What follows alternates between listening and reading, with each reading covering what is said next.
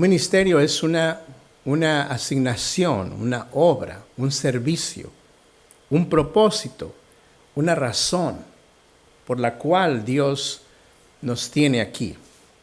No sé si algunas veces ustedes se han preguntado, bueno, entendemos que antes de venir al Señor Jesús, bueno, necesitábamos la oportunidad de recibir al Señor Jesús, nacer de nuevo, para nosotros ahora ir en camino a la vida eterna. Pero bien, una vez que hemos recibido al Señor Jesús, si se ha preguntado alguna vez, ¿cuál será la razón por la cual Dios nos sigue dejando aquí en la tierra? Uno pudiera pensar, bueno, para llegar a los 70, a los 80, a los 90, 100 años, pues quizás no, las personas hoy día pueden fallecer muy jóvenes. Realmente la edad, no, a nivel económico, social o educativo no tiene nada que ver con ese día en que todos hemos de partir de esta tierra, de este mundo. Ese día Dios lo tiene establecido. Ahora no sabemos cuál es, y qué bueno que no sabemos cuál es. Quizás nos daría un gran dolor de cabeza y no estaríamos preparados, y más bien dicho, lo último, no estaríamos preparados. La razón que Dios nos ha dejado aquí, uno podría decir, bueno, ¿por qué no nos lleva? No me lleva una vez que soy salvo, pues me voy al cielo y así nos evitamos tanto problema. La razón que Dios nos ha dejado aquí es porque Él tiene un ministerio para nosotros. Ahora, un ministerio no quiere decir necesariamente que uno sea pastor de una iglesia, aunque eso es muy bueno, o sea líder de algún grupo en la iglesia, algún ministerio, o fuera de la iglesia, en alguna otra cosa, actividad. No quiere decir realmente ni solamente eso. Eso es parte. Pero lo que sí quiere decir es que individualmente, una vez que nosotros venimos a Cristo Jesús, nosotros ya tenemos un ministerio. Y en el capítulo 5 que vimos la semana pasada, el Señor nos había dicho que Él nos dio el ministerio de la reconciliación. Nos ha hecho embajadores de Cristo Jesús. Ahora usted y yo, hermano, hermana, dado al hecho de que nosotros ya hemos experimentado la salvación, el perdón de nuestros pecados, que era una deuda muy grande que no podíamos pagar y que solamente Jesús podía pagar por nosotros, ya que Él ha cambiado el destino, el rumbo, el camino de nuestras vidas, ahora estamos aquí agradeciéndole a Él todo lo que Él ha hecho por nosotros, pero también Él nos ha dado el ministerio de la reconciliación o un ministerio sobrenatural. Y ese es el de dar a conocer a las naciones, a los vecinos, a los amigos, a los compañeros de trabajo, los compañeros de la escuela, y hablarles de Cristo Jesús. Porque, de acuerdo a la palabra de Dios y lo que ya entendemos y hemos leído, todo aquel hombre y mujer que pecare morirá, hablando de la muerte espiritual. Y todas estas personas alrededor nuestro nunca han recibido al Señor Jesús como Salvador personal. Según la palabra de Dios, ellos van a la condenación eterna. Dios nos ha dejado aquí para que alumbremos, para que seamos esos reconciliadores, para que con una mano nosotros conectada al Señor, en nuestra relación con Él, y otra mano conectada a las personas que todavía no conocen del Señor, ellos puedan venir al Señor Jesús. Y vea usted en los dos primeros versículos que vamos a leer, este capítulo no es muy largo, así es que lo podemos ir viendo detenidamente, y bueno, ya que mañana no se trabaja, pues podemos hacer un poquito de overtime, ¿no? 2 Corintios 6, del 1 al 18, nos dice Pablo, y continúa en lo que él nos había escrito en 2 Corintios 5, 21. Así pues, siempre tiene uno que darse cuenta que esas frases llegaron allí por un antecedente. Y ese antecedente es el capítulo 5. Si leemos, por ejemplo, el versículo 20 y 21 del 5 y luego conectamos con el 6, y veríamos cuál es ese antecedente que estamos buscando. 2 Corintios 5, 26 dice: así que somos embajadores en nombre de Cristo, como si Dios rogase por medio de nosotros, os rogamos en nombre de Cristo, reconciliaos con Dios. Ese es el ministerio que Dios nos ha dado. ¿Qué es un embajador? Es un representante en un país extraño de su nación natal. Un embajador es un representante en un país extraño de su nación natal. Todos los países alrededor del mundo tienen embajadores en diferentes partes del mundo, y también muchos de ellos están en las Naciones Unidas. Son representantes de su país. O sea que ellos hablan por su país, hablan por su presidente. Nosotros hablamos por nuestro país, que es el cielo. Pues nuestra ciudadanía no está en la tierra, nuestra ciudadanía está en los cielos. Y hablamos por el Señor Cristo Jesús. Hablamos por Dios y hablamos en la fuerza y en el poder y la comprensión del Espíritu Santo y en el conocimiento de su palabra. Somos embajadores, somos enviados de parte de Dios. Donde quiera que usted esté, hermano, hermana, en cualquier lugar, con cualquier persona que usted llegue a comunicarse durante el día, Dios nos tiene allí como un embajador, un representante del Señor Jesús. ¿Y qué hacemos al ser representantes? Es que nosotros, un embajador está buscando buenas relaciones con otros países, fuera del de uno. Y en el versículo 20 al final dice, reconciliaos. Ya nosotros nos hemos reconciliado al Señor, ahora estamos buscando que otras personas se reconcilien al Señor. Y el 21 dice, al que no conoció pecado, por nosotros lo hizo pecado, para que nosotros fuésemos hechos justicia de Dios en él. ¿Cuál es el mensaje de este reconciliador? ¿Cuál es el mensaje de este representante, de este embajador? Decirle a las personas, Jesús, quien no cometió ni conoció pecado, por nosotros se hizo pecado. O sea, Él pagó la deuda que nosotros debíamos y no podíamos pagar. Él la pagó no debiéndola para que satisfacer la culpa que estaba en contra nuestra. Ese es el mensaje que le hablamos a las personas. No le hablamos de una religión, no le hablamos de una membresía, no le hablamos de portarse bien, no le hablamos mucho menos de portarse mal, ya lo saben hacer, son expertos. Les hablamos de reconciliarse con Dios. Y ellos en su estado en que estén. Algunas veces el temor de uno es, pues yo no sé cómo esta persona va a dar buen ejemplo en la iglesia, si va a ser un buen embajador de Dios, porque es muy pecador, es muy pecadora, se porta muy mal. Cuando abre la boca le salen reptiles. Cuando hace diferentes cosas, ofende a la gente. Y pudiera por nosotros cruzar la idea de que no va a ser un buen embajador de Dios. Hermano, hermana, Dios es un experto en cambiar los corazones de las personas. Y Dios a su debido tiempo, como en cada uno de nosotros, Él ha ido laborando, ha cambiado nuestro corazón. Cambiar nuestro corazón es que Él ha estado cortando todo aquello que está mal. Digamos que cuando uno está enfermo, le cortan el colesterol, le cortan la alta azúcar, le cortan muchas cosas cuando el cuerpo no está sano.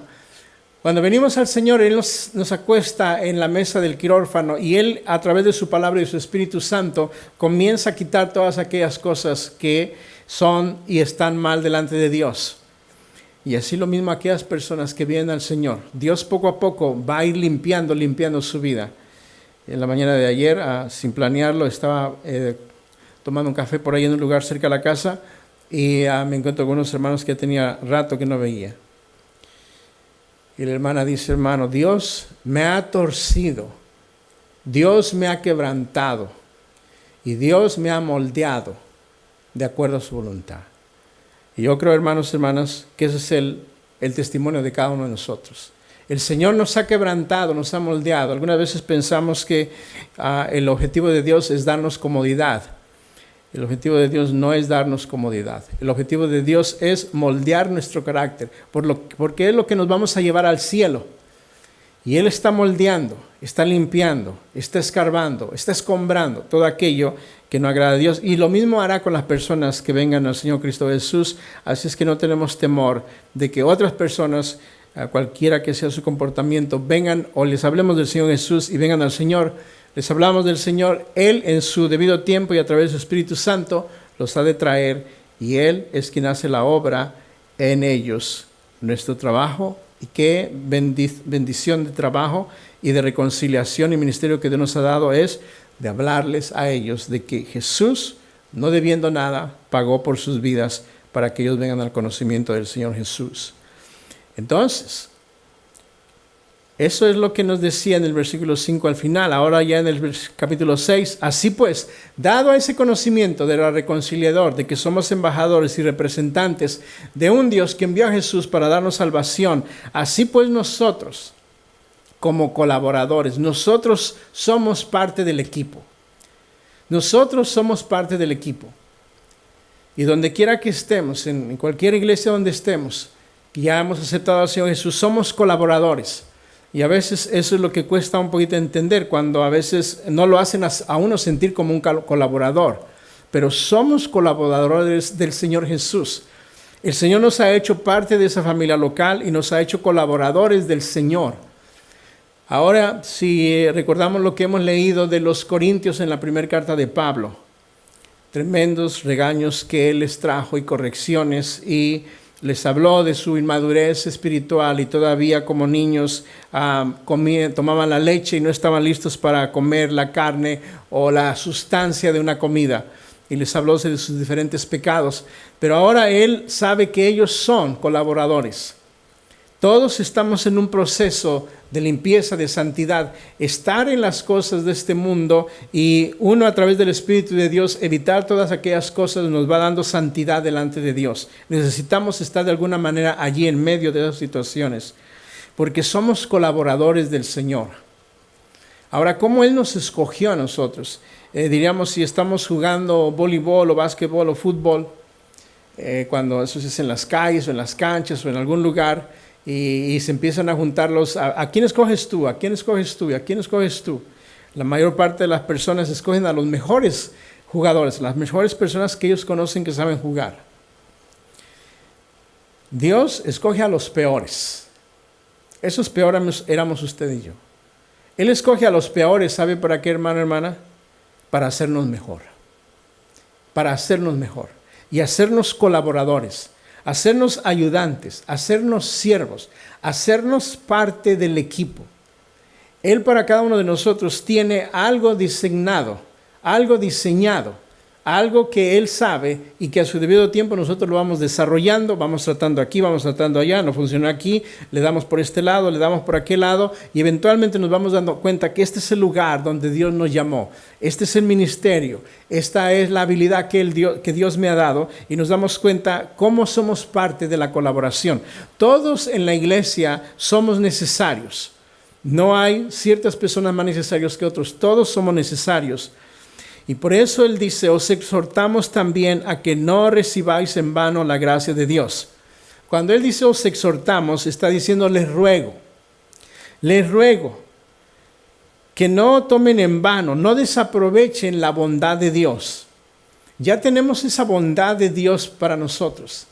No la ignoremos, sino que la recibamos. No la desaprovechemos, sino que la aprovechemos.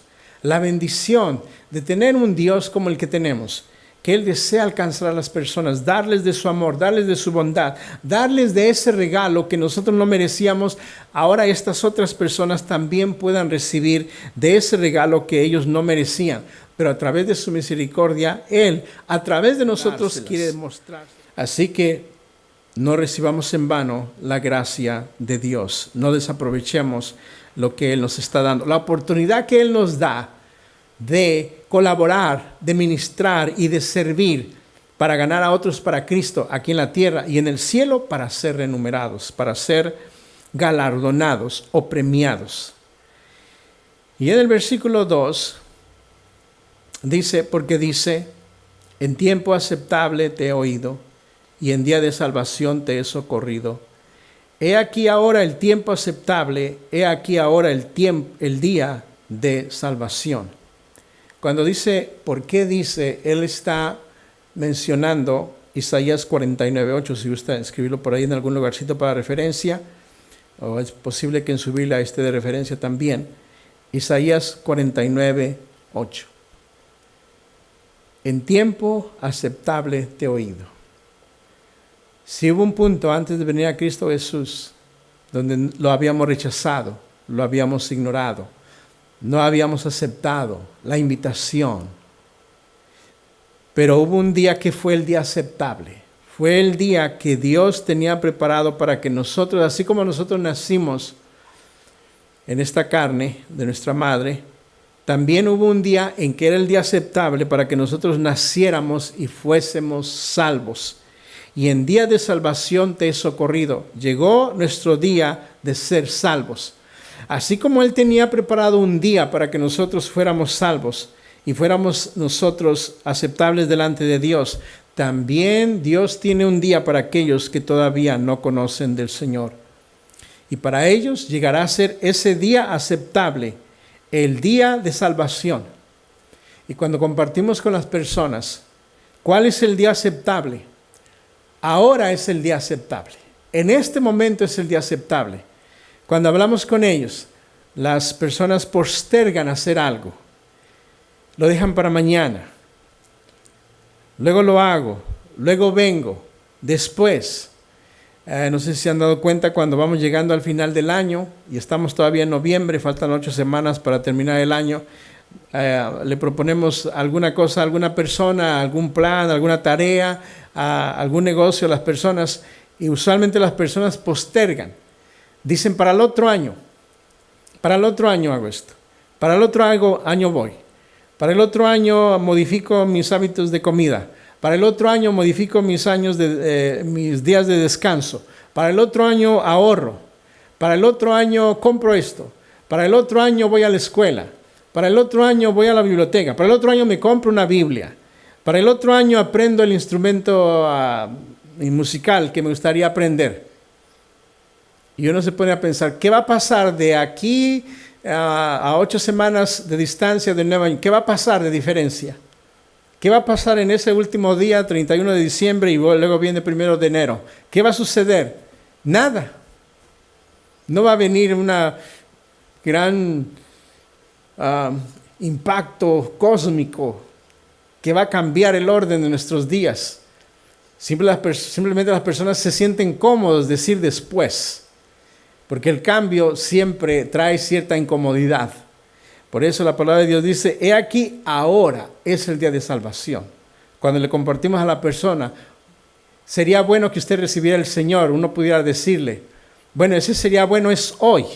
Hoy es el día que usted necesita recibir del Señor. Y déjele explico cómo es. Y uno le explica brevemente cómo es. En menos de unos 30 segundos le explica a uno, le gustaría hacer la oración de fe y de salvación. Este es el momento. Ahora, si la persona dice que no, que después, que para el otro año, bueno, pues no nos sentimos mal por eso. Eventualmente volvemos a establecer la conversación y le presentamos nuevamente el Evangelio de Cristo Jesús y le decimos lo mismo. Ahora es el día aceptable, porque no sabemos cuál día nos vamos a ir. En el versículo 3 dice él algo que también es muy importante. Y esto nos habla de la importancia que Pablo le daba a su ministerio. No damos a nadie ninguna ocasión de tropiezo para que nuestro ministerio no sea vituperado. No sea vituperado. Vituperado quiere decir no caiga en descrédito. No damos a nadie ninguna ocasión de tropiezo para que nuestro ministerio no caiga en descrédito. ¿Verdad? No caiga en descrédito. Ninguna ocasión.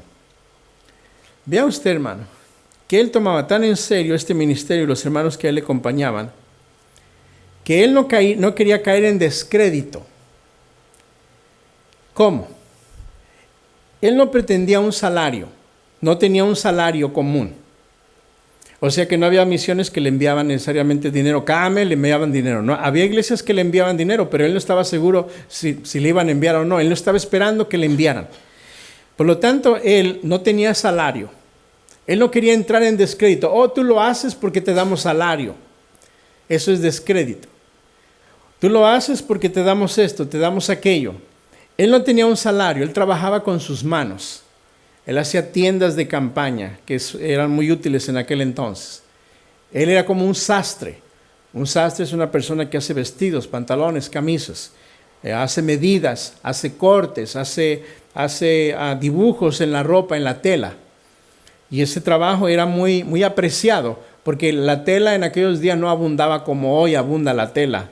En todos lugares hay telas, hay telares, en todas partes del mundo. En aquel tiempo las telas venían mayormente de la India Y de ahí es donde iban las telas para allá, y eran muy caras, no era algo que era común, donde uno va a la segunda y encuentra ropa por todos lados.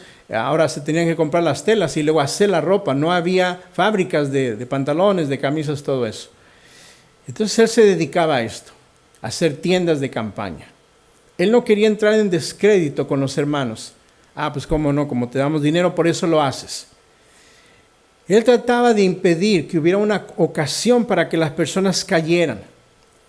Él,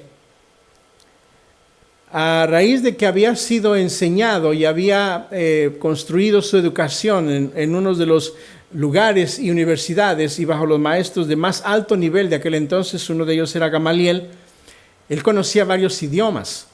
Y nos damos en la Escritura cuenta por lo menos 3 veces que él dice que cuando voy a pasar por España y los voy a pasar visitando, da la idea de que él iba a pasar por España y él iba a seguir viajando a lo que en aquel entonces se conocía como el fin del mundo. Para ellos era Gran Bretaña. Y hay la posibilidad de que él tenía pensado pasar por España y luego ir hacia Gran Bretaña. Y la idea es esta, de que se menciona 2 o 3 veces esta palabra España, y es muy posible que él conocía español, que él sabía español. Él sabía, por lo menos que podemos constatar, y esto es una gran posibilidad que él hablara español, él conocía el idioma hebreo, el idioma arameo, el idioma griego, hebreo, arameo, griego, latín, que era el idioma de los romanos, griego de los griegos, arameo era de las familias de los persas, y conocía el griego también, y es muy posible que él también conociera, por lo menos en poco, el español. Ahora, a pesar de que él había sido formado en lugares de gran prominencia educacional y conocía tantos idiomas, él no pretendía ser o establecerse como un líder donde la gente hiciera lo que él hacía, donde la gente lo obedeciera, imponer sus leyes, imponer su forma de enseñanza, imponer su filosofía, sino que él se hacía siervo a las personas. Él podría imponerse como un gran líder que tenía mucho conocimiento. Sin embargo, para no quedar en descrédito, no tenía un salario y no pretendía ser una persona donde él demandara que lo escucharan, que lo obedecieran, que le dieran algún título en particular. Los títulos que él vemos a través de las 13 diferentes cartas que él enseña es siervo del Señor Jesús, siervo del Señor Jesús. Él no quería que las personas... Ahora, nos damos cuenta que ya en esta carta hay cierta duda acerca de la persona y del ministerio de él. Ahora, él tenía en mente no tener alguna ocasión para que ellos cayeran, para que ellos hablaran mal de este testimonio, y hacía prácticamente todo lo posible para que no se criticara el testimonio del Evangelio, y sin embargo las personas criticaban el testimonio de él, criticaban su vida profesional como maestro y enseñador de la palabra de Dios. Pues imaginan, solamente se necesita darle muy poco a la gente que hablar, para que la gente tome en descrédito la palabra de Dios, tome en descrédito el Evangelio de Cristo Jesús, tome en descrédito la familia del Señor Jesús, cuando por alguna razón se hace algo que no está bien. Él trataba que no entrara en descrédito su persona como ministro y también la iglesia y la fe del Señor Jesús. Sin embargo, la gente de todas maneras hablaba. Ahora, uno puede entender por esto que, bueno, si de todas maneras la gente va a hablar de nosotros, pues entonces, ¿de qué sirve cuidarnos? No, es al revés. Necesitamos cuidarnos, necesitamos no entrar en descrédito para que la gente no, si va a hablar, por lo menos no tenga realmente la razón de lo que está hablando, de cómo nos está criticando. Y eso es lo que hacía Pablo. Y luego en el 4 les dice, antes bien nos recomendamos en todo como ministros de Dios, en mucha paciencia, en tribulaciones, en necesidades, en angustias. Y vamos a seguir leyendo, pero vean ustedes en la primera frase, antes bien nos recomendamos. ¿Eso qué quiere decir? En todo damos muestra. Cuando él dice en todo nos recomendamos, en otras versiones, eso quiere decir en todo damos muestras. En todo damos ejemplo. ¿Qué es todo? En todo lo que hacemos damos ejemplo. Uno no puede pedirle al congregante, a la congregación, a los hermanos que hagan algo que uno no hace. Es como decirle a mi esposa, te voy a ser fiel por 6 días. Pues eso no es dar muestra de un buen esposo. Bueno, ¿y qué vas a hacer el séptimo día? Bueno, el séptimo día te voy a ser infiel, pero 6 días voy a ser fiel. Entonces uno necesita dar muestra, dar prueba de lo que uno está hablando, de lo que uno está pidiendo. En todos damos muestras, en todos nos recomendamos, en todos como ministros de Dios o siervos de Dios. Ahora, características de un siervo de Dios. Usted es siervo de Dios. Usted es sierva de Dios. ¿Cuáles son las características de un siervo de Dios? Paciencia, ¿verdad? En mucha paciencia. Y vean ustedes que le agrega más algo que es decir solamente paciencia. Dice en mucha paciencia. No solo paciencia, sino mucha paciencia. En tribulaciones. Pasamos angustias, pasamos necesidades, pasamos apuraciones, sí. En tribulaciones. Características de un buen siervo, de una buena sierva. Paciencia, tribulaciones, necesidades. En angustias. Cuando estas cosas se aparecen a nuestra ventana, y no solamente se aparecen en nuestra ventana, sino que entran a nuestra vida, son parte de nosotros, las tribulaciones, la necesidad, las angustias, podemos decir, estoy cumpliendo con las características de un siervo de Dios, de una sierva de Dios. La apuración de uno sería cuando no hay ninguna tribulación, cuando no hay ninguna necesidad, cuando no hay ninguna angustia, cuando no tenemos paciencia, y uno pudiera decir, pues es que no necesito la paciencia, por eso no tengo paciencia, no la necesito. Allí es donde el siervo, la sierva de Dios, ¿por qué no tengo estas situaciones en mi vida? Porque cuando estamos siendo desgastados en el camino, en la obra, en el ministerio, vamos a sufrir ciertas tribulaciones, vamos a pasar ciertas necesidades, vamos a pasar ciertas angustias. Antes de comenzar, orábamos acerca de que gracias a Dios nos tiene aquí sirviéndole y no estamos acostados viendo el televisor. Bueno, si estuviéramos aquí todos acostados viendo el televisor, eso querría decir que no estaríamos en tribulaciones, no estaríamos en necesidades, no estaríamos en angustias, nos estuviéramos divirtiendo, ¿no? De alguna manera.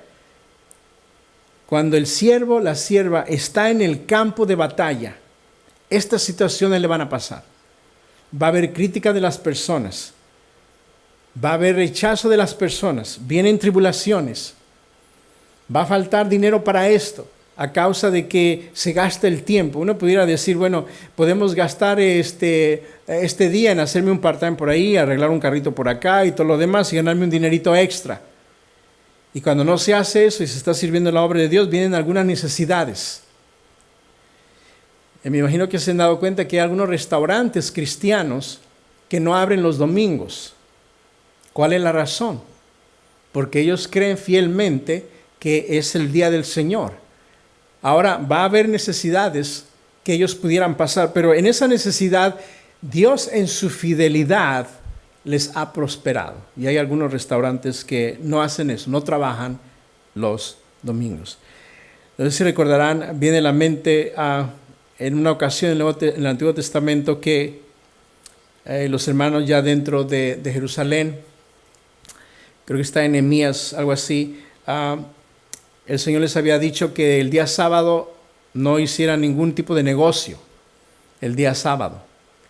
Pero algunas personas pensaron, porque se daban cuenta que por la barda, la muralla de la ciudad, pasaban comerciantes, pasaban viajeros, ¿verdad?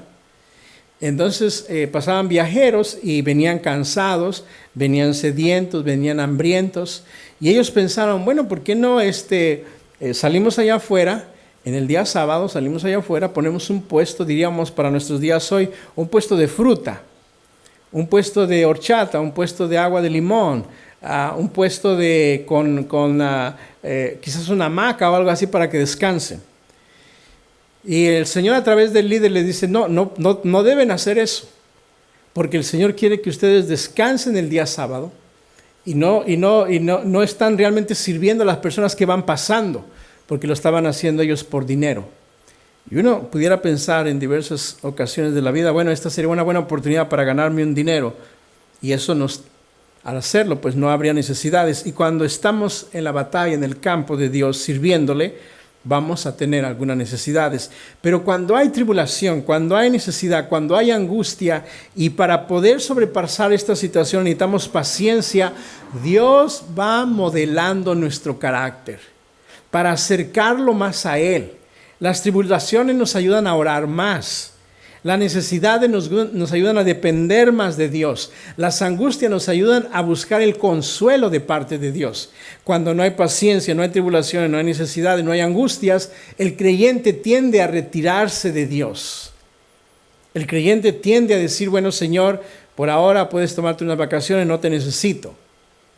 Pero cuando hay estas situaciones, ahora vean que la segunda parte no la unimos realmente para nuestra aplicación nosotros hoy día, porque no nos suceden estas cosas, por lo menos aquí creo que a nosotros localmente no nos suceden. Pero él dice, en todo damos muestra, aún en el versículo 5, ¿en qué daban muestra? En azotes, en cárceles, en tumultos, es donde la gente se alborotaba, los criticaba y se levantaban un gran grupo de personas en contra de ellos, tumultos, trabajos, desvelos, ayunos.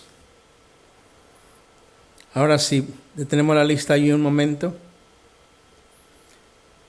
Creo que ninguno de nosotros hemos pasado por ahí, al menos que sea en desvelos o en trabajos o en ayunos. Pero estos hermanos pasaban por todas estas situaciones. ¿Para qué? Para darnos muestra a nosotros. Y para darnos a nosotros la perspectiva del gran agradecimiento que deberíamos tenerle a Dios, que no estamos pasando por las situaciones que ellos pasaron. Podríamos pensar en esto, ¿cuándo fue la última vez que de acuerdo a nuestra necesidad, nuestra tribulación o angustia, nos desvelamos toda la noche? Oramos por algún hijo o alguna hija ausente de las cosas de Dios y lo hicimos toda la noche. Esa cercanía con Dios nos ayudaría a afirmar y a establecer nuestra relación con Dios. Luego nos continúa diciendo, en todo damos muestras, aún en el 6, en pureza. ¿Por qué nos mantenemos puros? ¿Por qué nos mantenemos santos?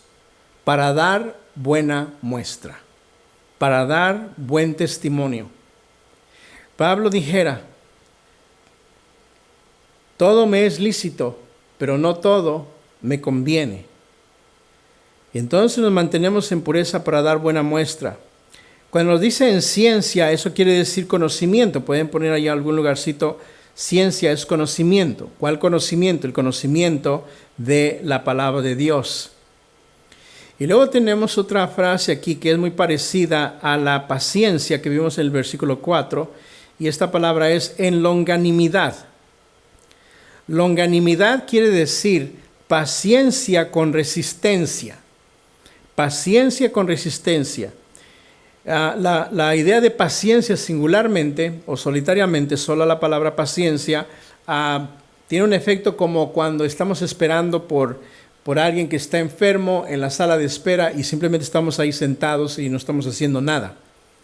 Pues no podemos hacer nada, solamente estamos esperando que el paciente salga, el familiar, el amigo salga y estamos ahí sentados, ahí estamos ejercitando la paciencia.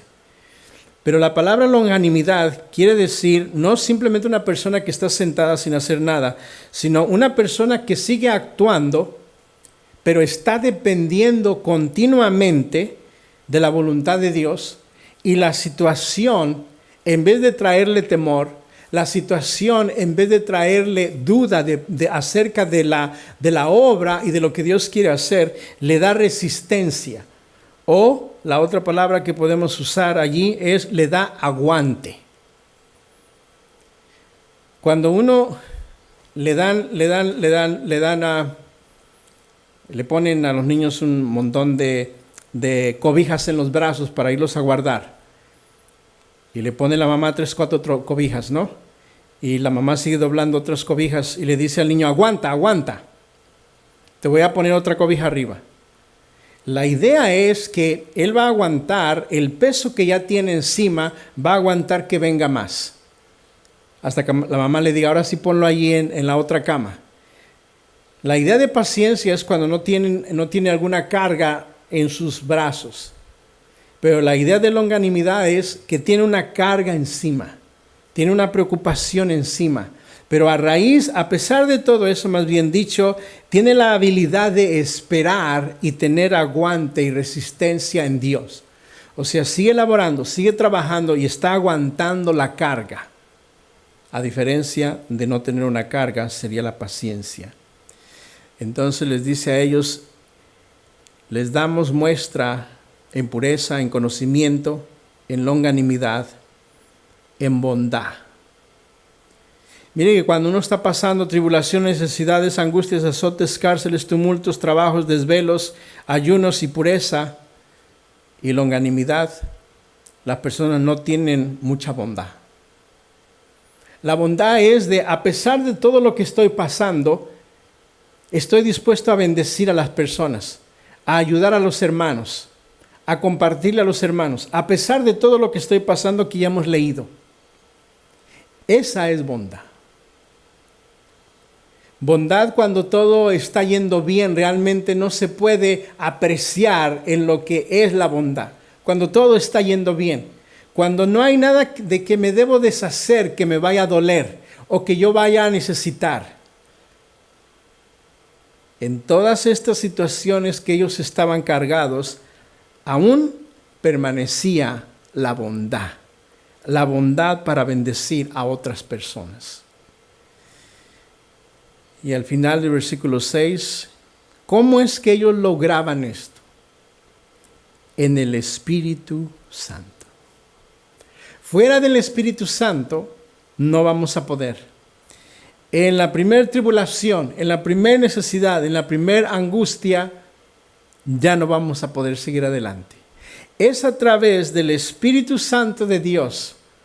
Por eso en el Antiguo Testamento encontramos que la palabra de Dios dice, no es con espada, ni es con ejército, es con el Espíritu Santo de Dios. Cualquier necesidad, cualquier tribulación que pudiéramos estar pasando, es el Espíritu Santo que nos ayuda, nos guía, nos consuela y nos fortalece. Y en Primera de Corintios, en el capítulo 12, hablábamos acerca de los dones espirituales. Al final, Pablo les dice, pero yo os muestro un camino aún más excelente. Y luego viene el capítulo 13, que es el poema del amor. El amor es esto, el amor no es esto, y el amor se demuestra de esta manera. 3 cosas que vimos ahí en esa parte. Y ahora aquí en este capítulo, él nos pone en el Espíritu Santo y en amor. En amor sincero. Primeramente, Dios, el domingo que viene en la mañana vamos a hablar acerca del amor.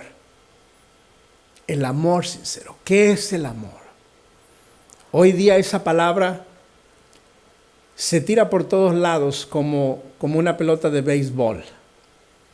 Y todo el mundo tiene una interpretación diferente de lo que es el amor.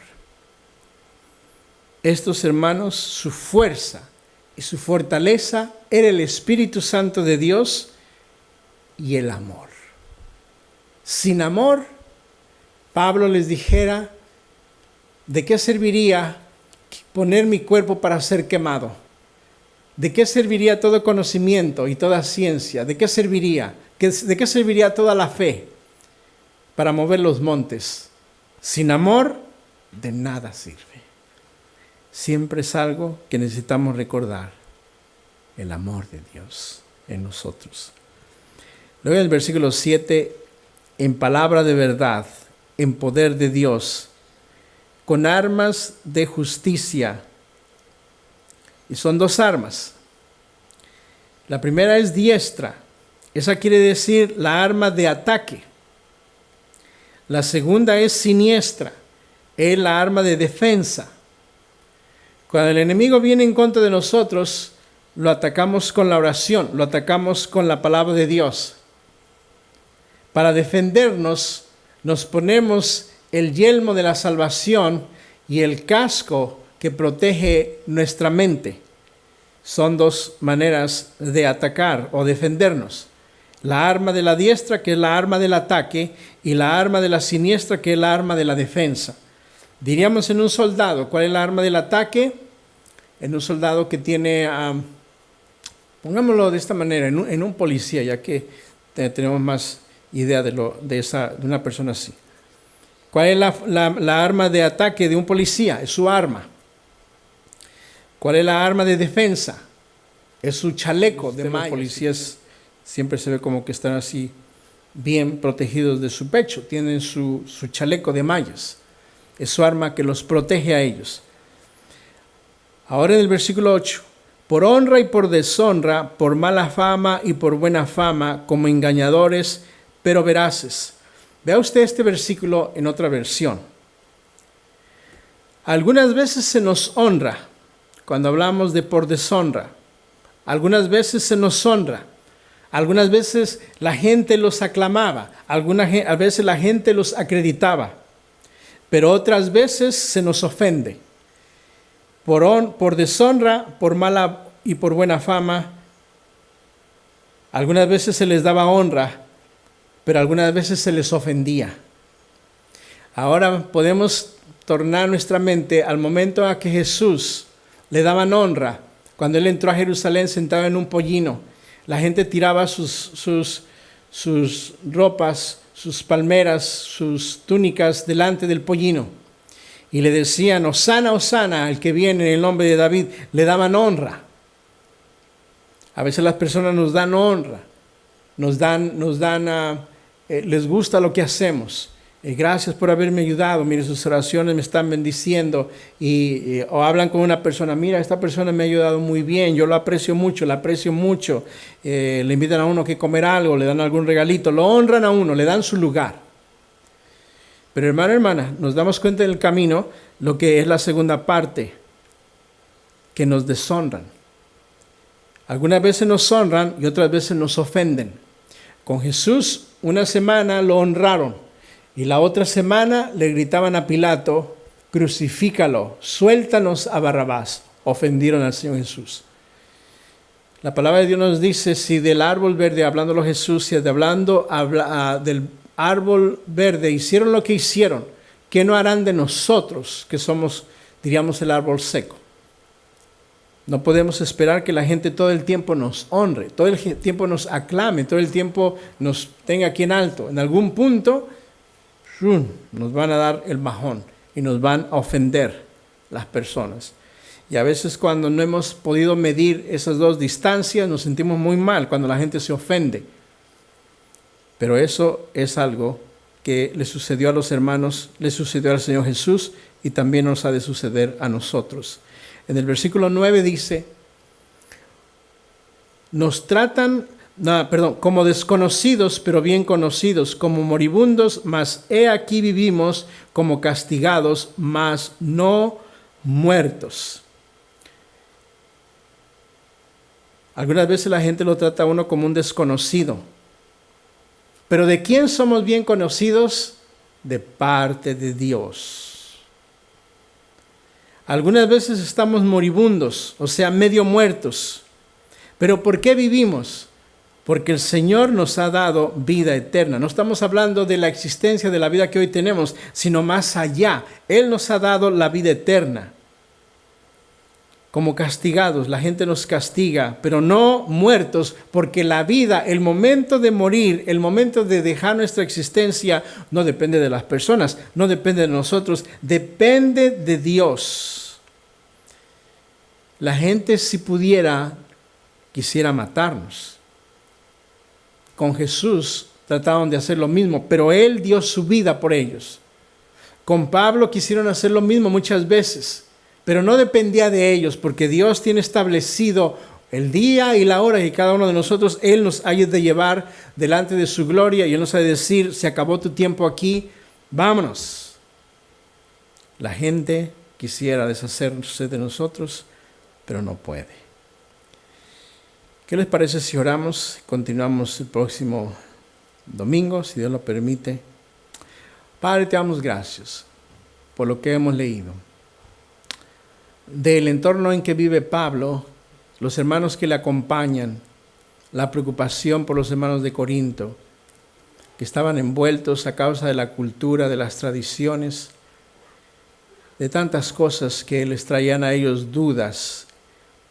Y Pablo, con cuidado, con seriedad, dándoles buena muestra de una vida cristiana, hacían todo lo posible para no desacreditar el Evangelio de Cristo Jesús. Padre, hoy día, ¿cuánto necesitamos hombres y mujeres así? ¿Cuántos tú necesitas, Señor? Que podamos hacer todo lo posible por no desacreditar el Evangelio de Cristo Jesús.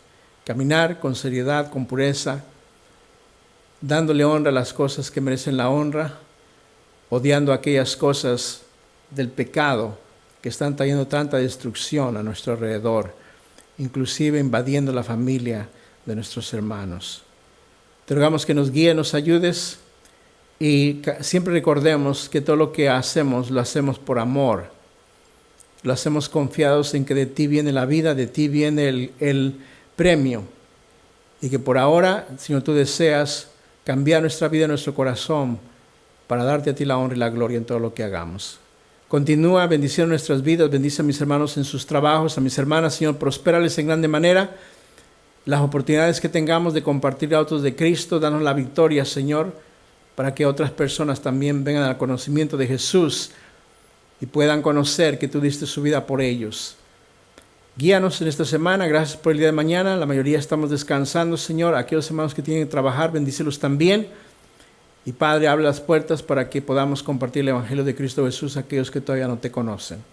Bendice a nuestros hijos, Padre, sé con ellos, los menores, los ya más jóvenes, los mayores, Padre Santo, sé con ellos, bendícelos, protege su mente, su corazón y también dales oportunidades a ellos de servirte. Te honramos y te damos gracias en el nombre de Cristo Jesús. Amén.